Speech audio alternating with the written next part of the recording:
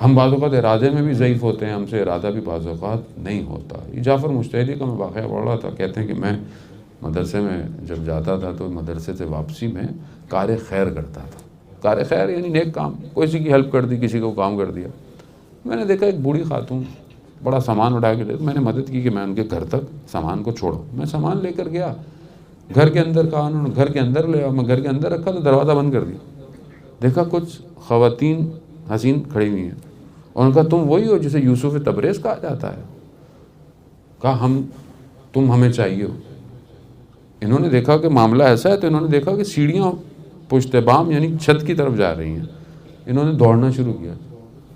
عمارت بزرگ تھی، لمبی تھی، بڑی تھی. کچھ منزل تک وہ چڑھے، بغیر دیکھے کود گئے. کہتے ہیں کہا جب میں کودا زمین پہ آنے سے پہلے 2 ہاتھ تھے جو میرے پاؤں کے نیچے آ گئے، جو میں نیچے آ گیا.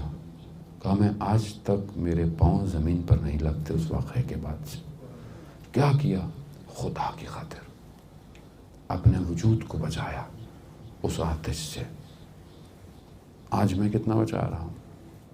آج تو برائی عام ہو گئی ہے. آج تو سب کچھ موبائل پہ، ٹی وی پہ سب کچھ ہے. کتنا میں اپنے آپ کو بچا رہا ہوں؟ کیونکہ جتنا میں اس آتش میں جلوں گا اتنا میں دور ہو جاؤں گا امام سے. میں آج بھی بہت سے لوگ کہتے ہیں کہ نماز میں کیفیت پیدا نہیں ہوتی، حال پیدا نہیں ہوتا، ہم تڑپتے نہیں ہیں، گریہ نہیں آتا. وہ انسان کو سوچنا چاہیے. آپ یقین کریں اگر انسان سے تہجد کی نماز سلب ہو جائے، اسے سوچنا چاہیے کیوں تہجد نہیں پڑھ پا رہا. آخر کیا مسئلہ ہے میں تہجد نہیں پڑھ سکتا؟ کس نے روکا ہے مجھے؟ لیسا من شیعتنا، وہ ہمارا شیعہ نہیں ہے جو ترک صلاۃ اللیل کرتا ہو. حدیث ہے امام کی. شب رصد کے فجر کی نماز انسان نہ پڑھے.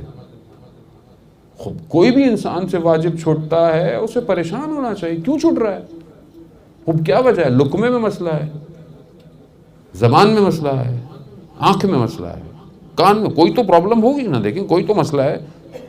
کیوں نہیں میں متوجہ ہوتا کہ مجھے گریہ نہیں مل رہا دعاؤں میں، مناجات میں؟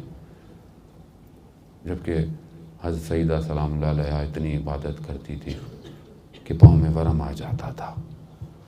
ہر نماز میں محراب سے ایک الگ نور نکلتا تھا.